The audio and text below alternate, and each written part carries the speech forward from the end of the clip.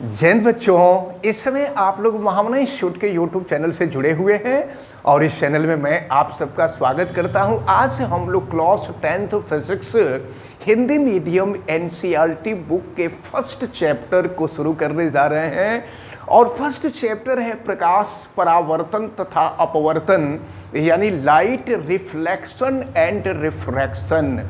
और ये मैं आपको जानकारी के लिए बता दूं कि ये फिजिक्स का पहला लेक्चर है और ये जो है हम लोग 2023-2024 के लिए हम लोग पढ़ रहे हैं, यानी हम लोगों का जो एग्ज़ाम होगा वो 2024 में होगा, 2024 में होगा। और ये पहला लेक्चर हम लोगों का शुरू हो रहा है, इसको खूब अच्छी तरह से तैयार करेंगे। आज से हम आपको पढ़ाना भी शुरू करेंगे और पढ़ाने के साथ साथ लिखवाना भी शुरू करेंगे। और पढ़ाने के लिए तो सबको पढ़ाएंगे, जो वीडियो देखेंगे वो भी पढ़ेंगे, लेकिन लिखवाएंगे उन्हीं को जो हमारे कोचिंग में आएगा पढ़ने के लिए।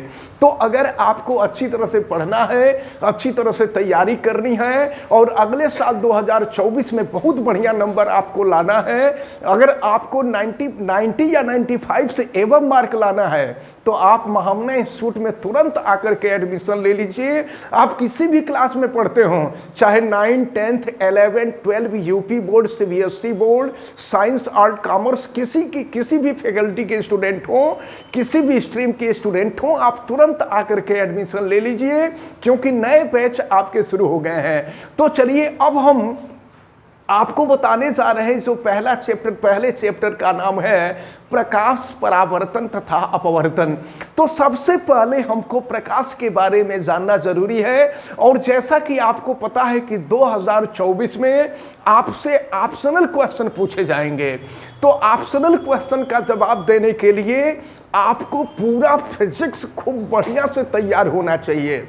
ऑप्शनल क्वेश्चन जो होंगे, चूंकि 1-1 मिनट या 1.5 मिनट 2-2 मिनट का टाइम होता है, अगर आपको बहुत बढ़िया से तैयार होगा तभी आप अच्छी तरह से कर पाएंगे और अगर अच्छी तरह से आप कर लेंगे तो आपको बहुत बढ़िया मार्क मिलेगा। जैसा कि इस साल के जो बच्चे 2023 के जो स्टूडेंट हैं वो साइंस का बहुत बढ़िया पेपर करके आए हैं और हमें उम्मीद है कि आप सब लोग भी पढ़ेंगे तो बहुत बढ़िया नंबर आप लोगों का आएगा। इसलिए आप तुरंत जो है वीडियो तो देखते हैं, देखा करें, लेकिन आप आ करके एडमिशन ले लेंगे तो आपको physics, chemistry, math, biology, Hindi, English, social सब वाराणसी के जो टॉप क्लास के टीचर्स हैं सब महामना इंस्टीट्यूट में पढ़ाते हैं। और दूसरी चीज़ आपको ये भी बता दें कि यहाँ पढ़ाने वाले जितने भी सब लोग हैं वो सभी इंटर कॉलेज के लेक्चरर और डिग्री कॉलेज के लेक्चरर लोग हैं।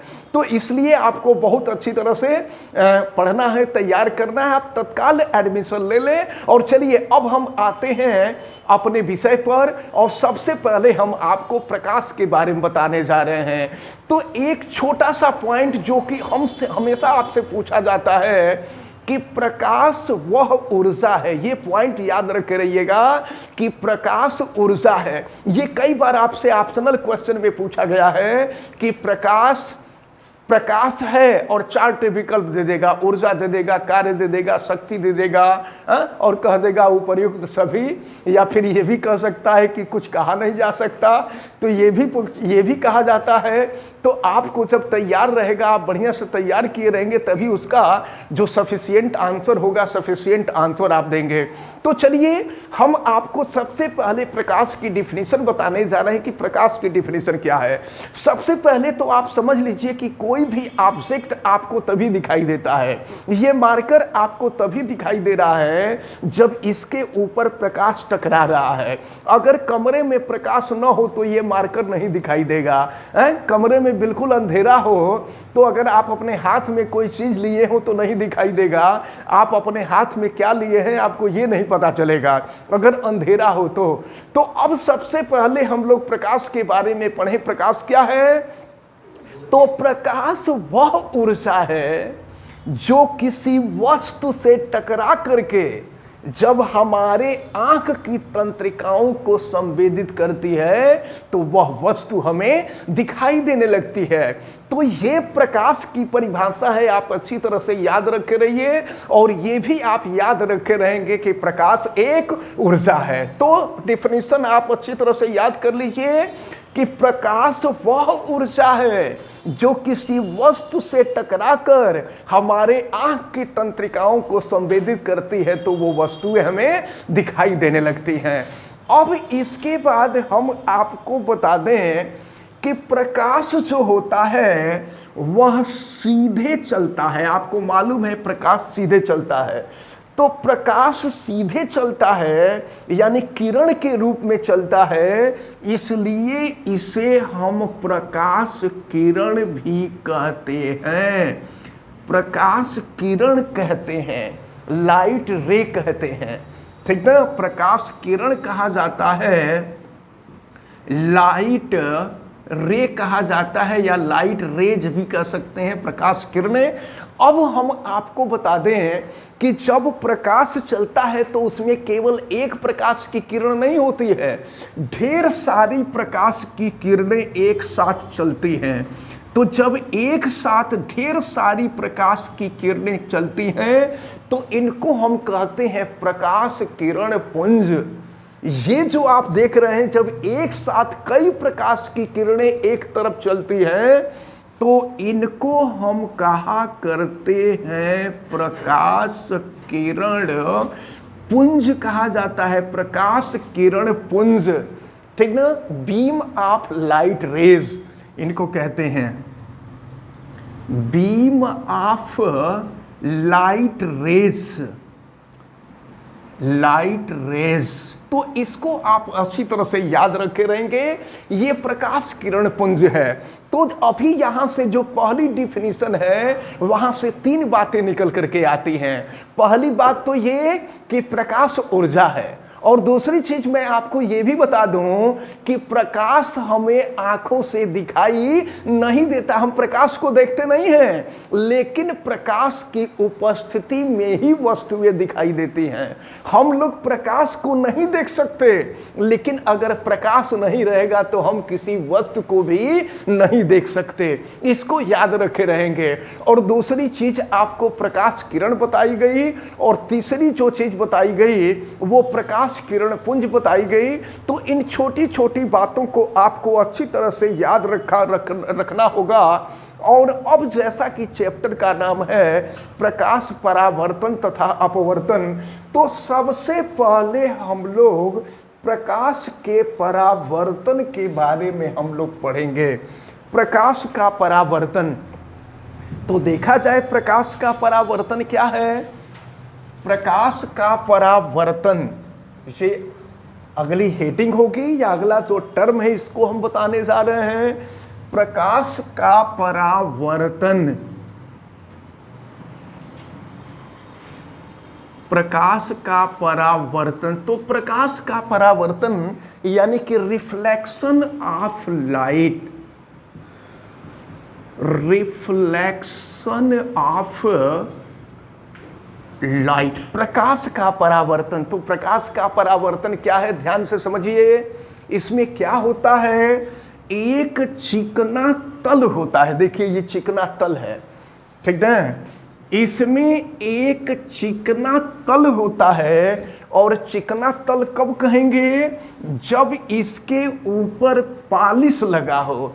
जैसा कि आप लोग देख रहे हैं कि ये जो बोर्ड हम लोगों का है ये भी चिकना तल है, और चिकना तल है इसीलिए यहाँ आप देख रहे हैं कि यहाँ पर प्रकाश का परावर्तन हो रहा है। प्रकाश के परावर्तन के वजह से ये चमक रहा है।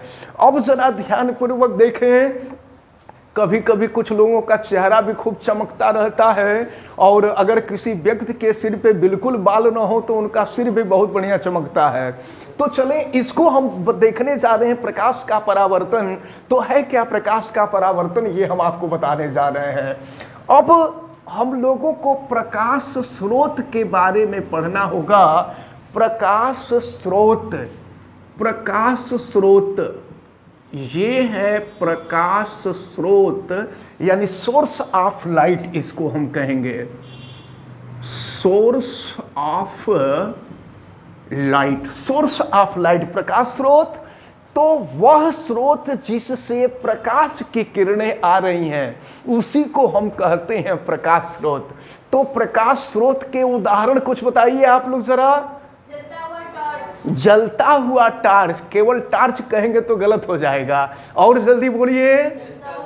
जलता हुआ बल्ब, जलती हुई मोमबत्ती, और सूर्य। अब ये नहीं कि जलता हुआ सूर्य नहीं कहेंगे, उगता हुआ सूर्य नहीं कहेंगे, क्योंकि सूर्य कभी डूबते ही नहीं है, ठीक ना। सूर्य कभी डूबते नहीं है, सूर्य का प्रकाश 24 घंटे रहता है।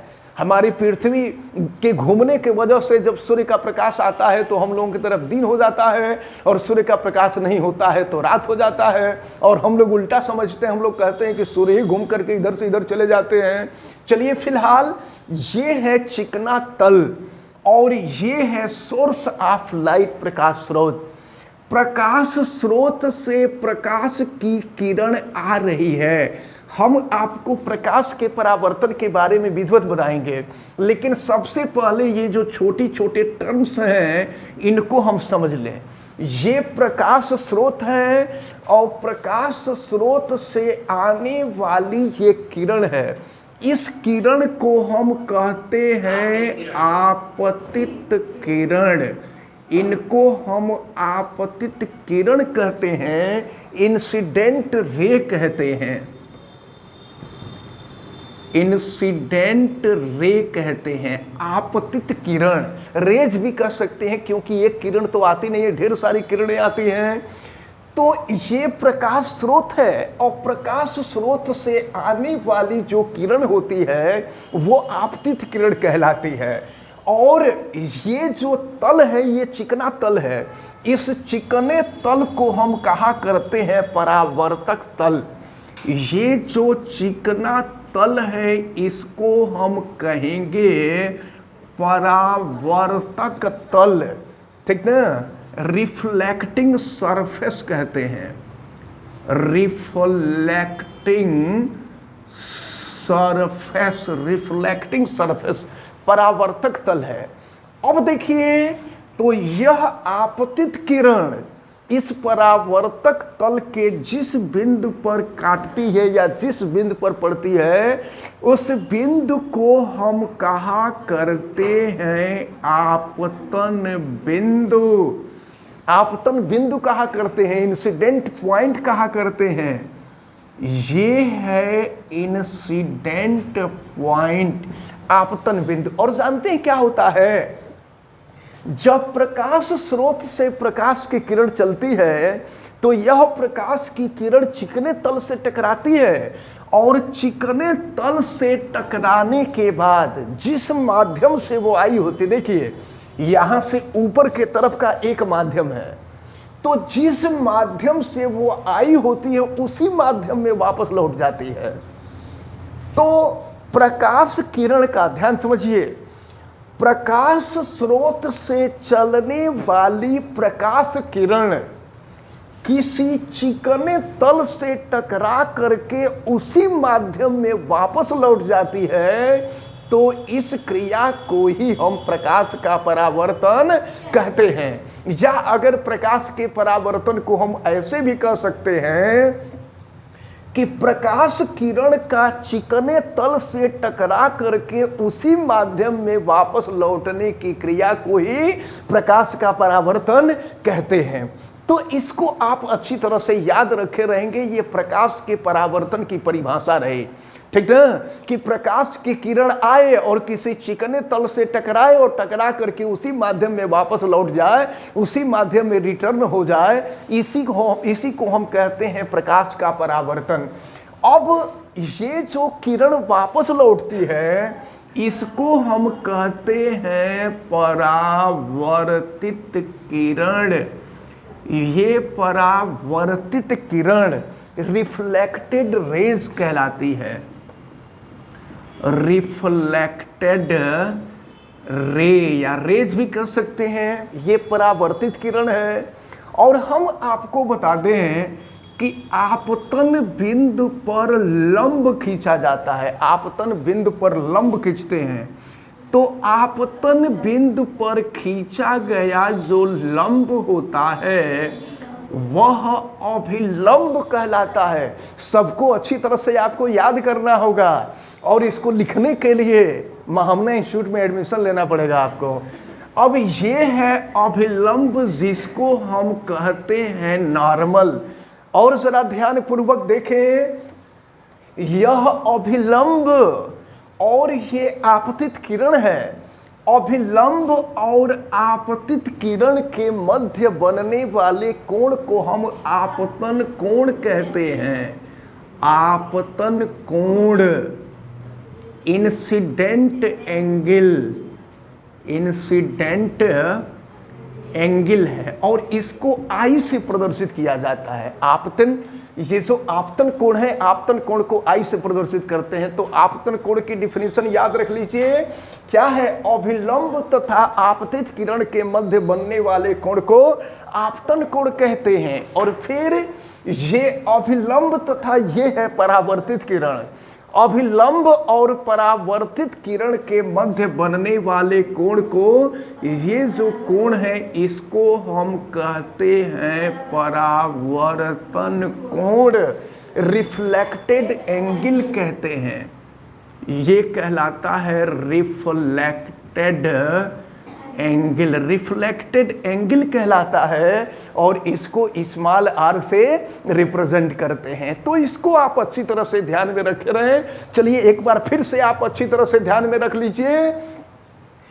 प्रकाश स्रोत से चलने वाली प्रकाश की किरण किसी चिकने तल से टकराकर उसी माध्यम में वापस लौट जाती है, तो इस क्रिया को ही हम प्रकाश का परावर्तन कहते हैं। पूछा जाए तो जवाब दीजिए।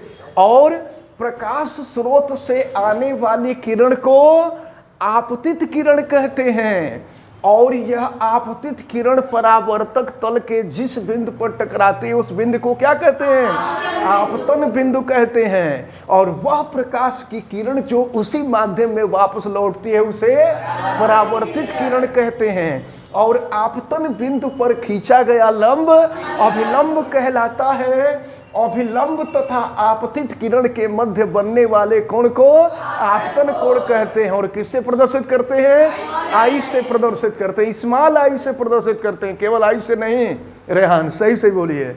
अब इसके बाद देखें, अभिलंब तथा परावर्तित किरण के मध्य बनने वाले कोण को परावर्तन कोण कहते हैं और परावर्तन कोण को स्मॉल आर से प्रदर्शित करते हैं। तो इतनी चीजों को आप अच्छी तरह से ध्यान में रखे रहेंगे। अब इसके बाद हम लोग पढ़ेंगे परावर्तन के नियम। परावर्तन के नियम, परावर्तन के नियम, laws of reflection, laws of reflection, परावर्तन के नियम।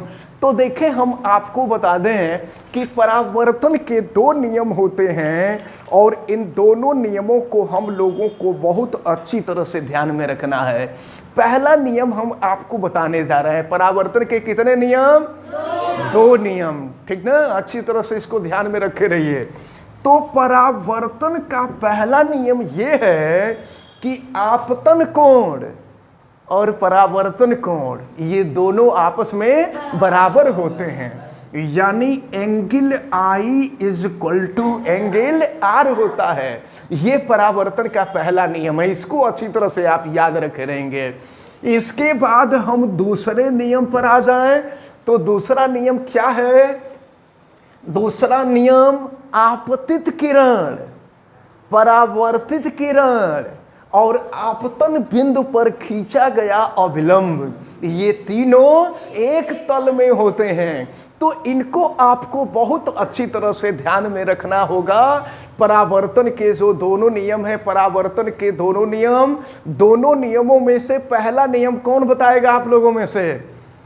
चलिए स्वीकृति बताइए जल्दी। सर, आपतन कोण परावर्तन कोण के बराबर होता है। हाँ, वेरी गुड, स्वीकृति बहुत अच्छी लड़की है। तो आपतन कोण जो होता है वो परावर्तन कोण के बराबर होता है, ये पहला नियम। इसके बाद दूसरा नियम रेहान बता दीजिए जल्दी से, जल्दी बोलिए, जोर से बोलिए, सबको सुनाई दे, पूरी दुनिया के लोग आपको सुन रहे हैं। आपतित किरण तथा परावर्तित किरण और उन दोनों किरणों के बीच डाला गया विलंब तीनों एक ही तल। थोड़ा सा गड़बड़ हो गया, बैठ जाइए। आपतित किरण परावर्तित किरण और आपतन बिंदु पर खींचा गया अभिलंब, ये तीनों एक तल में होते हैं। और कौन बता देगा बढ़िया से?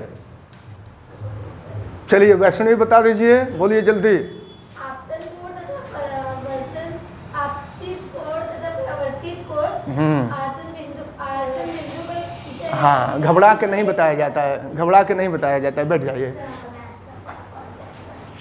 चलिए जाह्नवी को बताना है, जाह्नवी बताइए, जल्दी बोलिए। आपतित किरण, परावर्तित किरण, आपतन बिंदु के मध्य खींचा गया लंब। हाँ ठीक है, बैठ जाइए।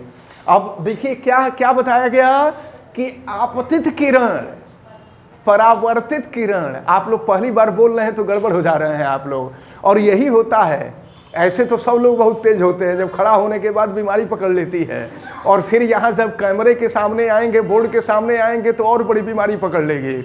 तो क्या है? आपतित किरण, परावर्तित किरण और आपतन बिंदु पर खींचा गया विलंब, तीनों एक तल में होते हैं। चलिए आशुतोष जल्दी बता दीजिए, इसके बाद फिर आगे बढ़ा जाए। किरण, परावर्तित किरण तथा आपतन बिंदु के खींचा गया विलंब, तीनों एक ही तल पर स्थित होते हैं। हाँ वेरी गुड, आशुतोष भी बहुत अच्छा लड़का है। चलिए अब हम जो है हम लोग देखेंगे गोलीय दर्पण के बारे में हम लोग पढ़ेंगे, और इसके बाद जब गोलीय दर्पण पढ़ा जाएगा तो गोलीय दर्पण में हम लोग देखेंगे कि गोलीय दर्पण भी दो प्रकार के होते हैं। उत्तल दर्पण होता है, अवतल दर्पण होता है। उत्तल दर्पण किसको कहते हैं, अवतल दर्पण किसे कहते हैं, और इस दर्पण को गोलीय दर्पण क्यों कहते हैं, और इसके बाद फिर अवतल दर्पण के द्वारा कैसे प्रतिबिंब बनता है, उत्तल दर्पण के द्वारा कैसे प्रतिबिंब बनता है, और दर्पण से संबंधित परिभाषाएं, वो अवतल दर्पण से संबंधित परिभाषाएं जिसमें हम लोगों को ध्रुव पढ़ना है, वक्रता त्रिज्या पढ़नी है, मुख्य अक्ष पढ़ना है, फोकस पढ़ना है, फोकस दूरी पढ़ना है ये, और इसके बाद हम लोगों को दर्पण का द्वारक पढ़ना है। ये सारी डिफिनीशन हम लोगों को पढ़नी है, और ये डिफिनीशन हम लोग पढ़ेंगे कल। तो अब जो है फिर से मैं आपको बता दूं कि जितने लोग जो वीडियो देख करके पढ़ रहे हैं, नोट करने के लिए, नोट लिखने के लिए आपको महामना इंस्टीट्यूट में ही आना पड़ेगा, और इस तरह से आप समझते जाएंगे तो समझते रहिए। लेकिन नोट जब रहता है तो हम ऐसा नोट बनवाते हैं कि उसको केवल एक बार पढ़ेंगे, आपको जुबानी याद हो जाएगा, बोर्ड के एग्जाम में बहुत बढ़िया नंबर आएगा। तो इसलिए आप सभी लोग, जो लोग भी वीडियो देख रहे हैं, शीघ्रता करें और जल्दी आकर के महामना इंस्टीट्यूट में एडमिशन ले लीजिए। सभी क्लासेस शुरू हो गए हैं, 9th 10th 11th 12th UP board, CBSE board, science, art, commerce सबके क्लास शुरू हो गए हैं। और फिलहाल मैं आपको ये भी बता दूं कि जो लोग वीडियो देख रहे हैं, आप लोग वीडियो को लाइक जरूर कीजिएगा, और अगर चैनल पे नए हैं तो चैनल को सब्सक्राइब भी कर लीजिएगा, बेल आइकन को भी प्रेस कीजिएगा, ताकि प्रतिदिन पढ़ने वाले वीडियो की सूचना आपको मिलती रहे। और अगर किसी प्रकार की कोई दिक्कत समझ में आए तो आप कमेंट भी कीजिएगा, और इस वीडियो को मैक्सिमम स्टूडेंट तक शेयर करते रहें, ताकि मैक्सिमम स्टूडेंट इसको जुड़ करके, चाहे वाराणसी के आसपास के स्टूडेंट हों या पूरे उत्तर प्रदेश के हों या किसी दूसरे स्टेट के हों, अगर पूरे भारतवर्ष के होंगे तो भी चलेगा। तो अब जो है आप लोग वीडियो को, फिर से मैं कह दूं, वीडियो को लाइक जरूर कीजिएगा, और एक बार फिर से आप सभी लोगों का बहुत बहुत धन्यवाद। जय Hind. Thank you sir. Your most welcome.